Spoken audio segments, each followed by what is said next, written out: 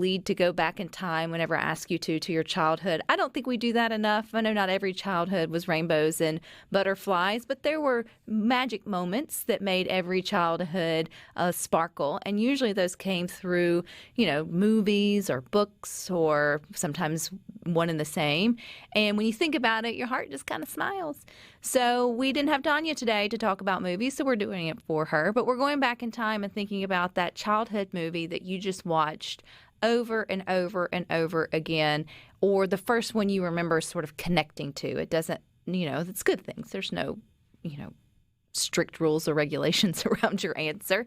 But someone texted in and said Huckleberry Hound. Huckleberry. Why can't I read today? Huckleberry Hound cartoon. Joe South in Meridian said, my sister took me to a theater to see Benji when I was 10 or 12 years old. Would have been his first movie. Do you remember your first theater movie, Ryno? Oh, yeah. It was going to see Aladdin. I remember it because I remember it was such a stark difference between that and the second movie I ever saw, which was Jurassic Park. Yes, I know that story. I honestly, I'd have to ask Mom. I don't remember. I remember seeing Jurassic Park in the theater. If I saw one before Aladdin, I don't remember. That's what I'm saying. I don't have memories. I believe I saw Aladdin in the theater as well. I'm not going to say that was my first one, but I'd have to go back. The whole magic carpet thing blew my mind.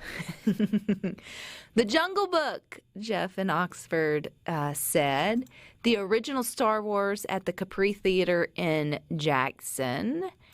CJ in the Delta said, we only had Disney movies on TV back then, but that darn cat was my favorite. Oh, yeah, you got Disney Plus nowadays. You can go back and watch all those old live-action movies and stuff they did with Disney back then, and some of them are outrageously funny.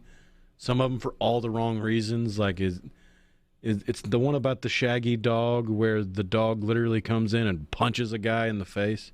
Well, my girls love Looney Tunes and, what's the other one that's connected with Looney Tunes? But it's very, Tom and Jerry, very similar sort of style.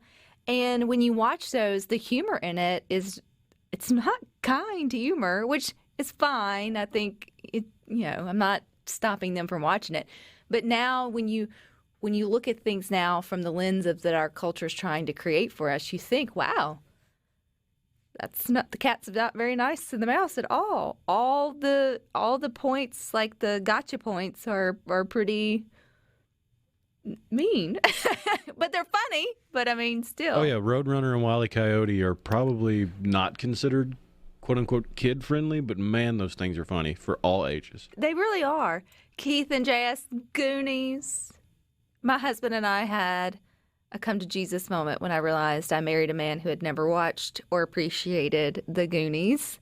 That is one that if it's on, I don't care where it's at the very beginning, in the middle, or right there at the end where the pirate ship comes sailing through, I'm going to stop and at least give it as much attention as I can possibly give it. The Sandlot. I like that some of y'all are mentioning not cartoon movies, but I mean, there was a time before. Yeah, there's a genre that's missing in our movies nowadays. It's kind of been taken over by the comic book movies.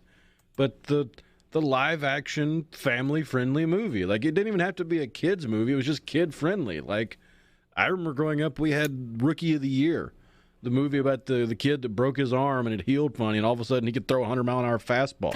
Yes, and then not too long ago, we introduced Neely to Beethoven, and we all enjoyed that. I mean, again, it had some moments where you're like, the dogs, but still it was completely family friendly. And I'll take you one more than that. Homeward Bound.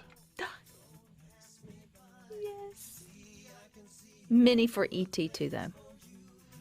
The conversation never ends over on the Good Things Facebook group. We would love to have you there, but we hope you go